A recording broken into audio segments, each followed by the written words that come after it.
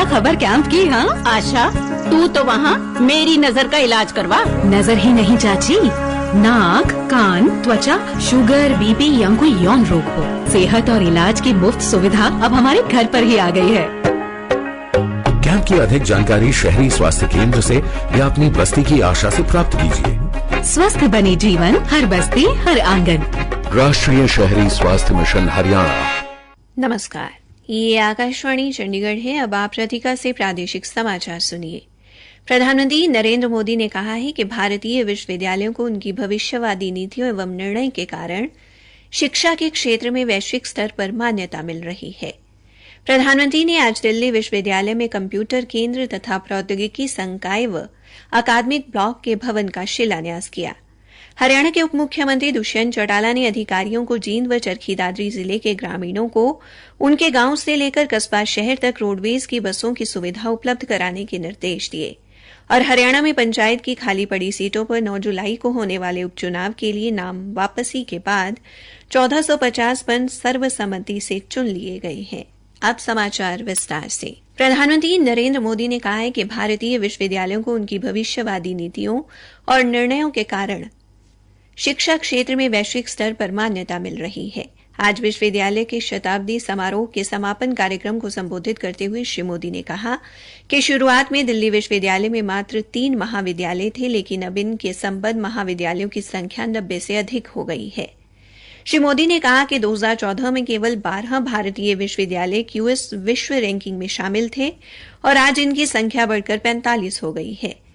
प्रधानमंत्री ने कहा कि दिल्ली विश्वविद्यालय ने ऐसे समय में अपने 100 वर्ष पूरे किए हैं जब भारत की आजादी के 75 वर्ष पूरे होने के सिलसिले में अमृत महोत्सव मनाया जा रहा है।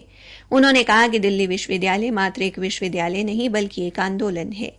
उन्होंने कहा कि दिल्ली विश्वविद्यालय में पुरुष विद्यार्थियों की तुलना में महिला विद्यार्थियों की संख्या अधिक है, जो लैंगिक अनुपात में महत्वपूर्ण सुधार की परिचायक है। श्री मोदी ने कहा कि देश भर में बड़ी संख्या में कॉलेज और विश्वविद्यालयों की स्थापना हो रही है। प्रधानमंत्री ने कहा कि सभी शैक्षणिक संस्थान नए भारत के निर्माण में अपनी भूमिका निभा रहे हैं। प्रधानमंत्री ने कहा कि भारत की ताकत देश के युवाओं की सफलता की गाथा बन सकती है। उन्होंने कहा कि युवाओं को अपनी मानसिकता को स्वरूप देना होगा और विश्वविद्यालयों को युवाओं को उनके लक्ष्यों और उद्देश्य की प्राप्ति में सहयोग करना होगा। श्री मोदी ने कहा कि आज का युवा कुछ नया करना चाहता है, उसका उद्देश्य केवल डिग्री प्राप्त करने तक सीमित नहीं है। उन्होंने कहा कि आज का युवा अपनी अलग राह बनाने का लक्ष्य रखता है। इस अवसर पर केंद्रीय शिक्षा मंत्री धर्मेंद्र प्रधान ने कहा कि पिछले 100 वर्षों में दिल्ली विश्वविद्यालय ने देश को अनेक वैज्ञानिक, लोक नेता, उद्योगपति और पत्रकार दिए हैं।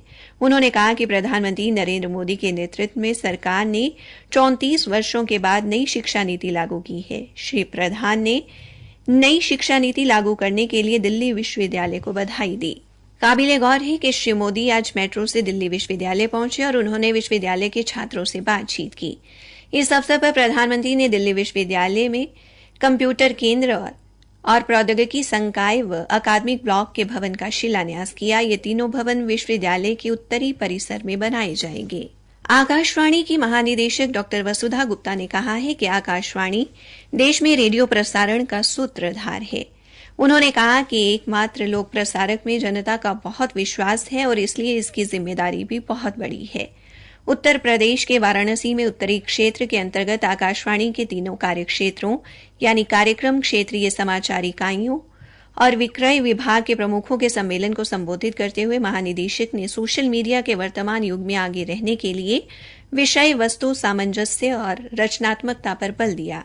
उन्होंने प्राकृतिक आपदाओं के कठिन समय में देश के सुदूर क्षेत्रों तक महत्वपूर्ण जानकारी प्रसारित करने में आकाशवाणी की भूमिका की सराहना की। डॉक्टर वसुधा गुप्ता ने आकाशवाणी के विभिन्न विभागों के प्रमुखों से संस्थान को मजबूत करने के लिए साथ मिलकर काम करने और आगे बढ़ने का आह्वान किया। प्रादेशिक समाचार आकाशवाणी चंडीगढ़ से प्रसारित किए जा रहे हैं। हरियाणा के उप मुख्यमंत्री दुष्यंत चौटाला ने अधिकारियों को जींद और चरखी दादरी जिले के ग्रामीणों को उनके गांव से लेकर कस्बा शहर तक रोडवेज की बसों की सुविधा उपलब्ध कराने के निर्देश दिए हैं। उप मुख्यमंत्री आज चंडीगढ़ में हरियाणा रोडवेज के वरिष्ठ अधिकारियों की बैठक की अध्यक्षता कर रहे थे। इस अवसर पर परिवहन विभाग के प्रधान सचिव नवदीप सिंह विर्क समेत अन्य अधिकारी भी उपस्थित थे। श्री चौटाला ने विद्यार्थियों विशेषकर छात्राओं के लिए भी उनके गांव से शैक्षणिक संस्थान तक बसों के माध्यम से आने जाने की व्यवस्था करने को कहा। इसके अलावा उन्होंने उचाना बस अड्डे के नवीनीकरण एवं चरखी दादरी में नए बस अड्डे के निर्माण के लिए कार्रवाई करने के निर्देश दिए। बैठक में रोडवेज विभाग के अधिकारियों ने उप मुख्यमंत्री को जानकारी दी कि विभाग द्वारा जल्द ही नई बसें खरीदी जा रही हैं और रोडवेज की बसों में ऐसा उपकरण लगाया जाएगा जिससे ये पता चल जाएगा कि रोडवेज या मान्यता प्राप्त बस अपने निर्धारित रूट पर गई है या नहीं।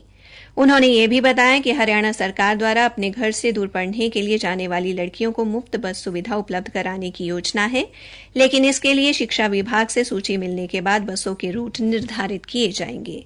केंद्रीय राज्य मंत्री संजीव बाल्याण ने कहा है कि देश ने प्रधानमंत्री नरेंद्र मोदी के नेतृत्व में गत 9 वर्षों में हर क्षेत्र में तरक्की की है। इससे देश व देशवासियों का सम्मान बढ़ा है। उन्होंने कहा कि अगले साल तक कोई भी घर ऐसा नहीं होगा जहां नल से जल की आपूर्ति न हो। श्री बाल्याण हिसार जिले के गांव बरवाला में गौरवशाली भारत रैली को संबोधित कर रहे थे। इस अवसर पर बीजेपी के प्रदेशाध्यक्ष ओम प्रकाश धनखड़ ने रैली को संबोधित करते हुए कहा कि मोदी सरकार की नीतियों की बदौलत ही हर घर नल व रसोई गैस सिलेंडर सहित हर सुविधा पहुंची है। वहीं हरियाणा के कृषि मंत्री जेपी दलाल ने कहा कि हिसार लोकसभा किसानों का क्षेत्र है। उन्होंने कहा कि हरियाणा सरकार ने किसान हितैषी योजनाएं लागू की हैं। हरियाणा में पंचायत की खाली पड़ी सीटों पर 9 जुलाई को होने वाले उपचुनाव के लिए नाम वापसी के बाद 1450 पंच सर्वसम्मति से चुन लिए गए हैं।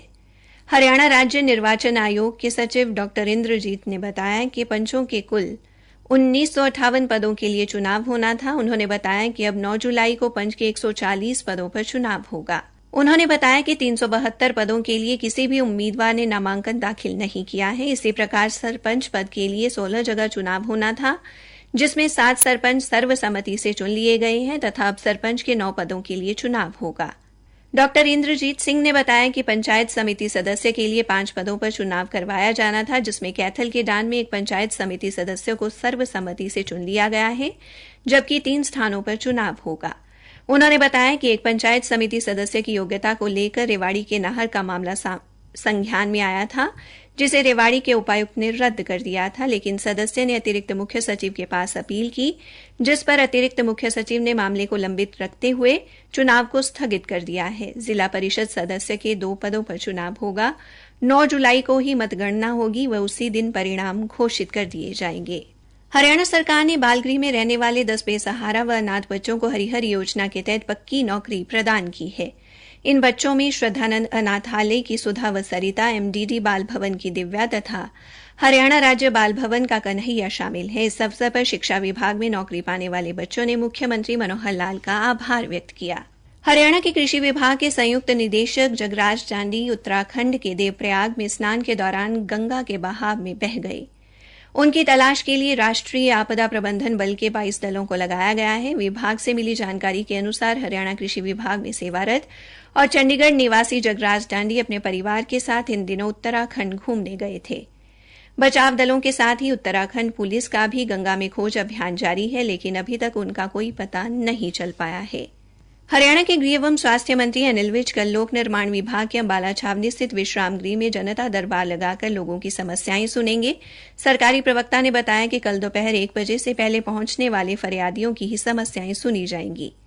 हरियाणा उदय आउटरीच मुहिम के अंतर्गत आज पलवल के गांव पृथला में राहगिरी कार्यक्रम आयोजित किया गया, जिसमें लोगों ने बढ़ चढ़ कर हिस्सा लिया। पलवल पुलिस की पाठशाला में उन्हें नशों के दुष्प्रभाव एवं साइबर अपराधों के बारे में जागरूक किया गया। इस दौरान गदपुरी थाना प्रबंधक राजवीर सिंह ने युवाओं को नशे की दलदल से दूर रहने और देश के निर्माण में अपना योगदान देने की अपील की। इसी के साथ ये समाचार बुलेटिन समाप्त हुआ।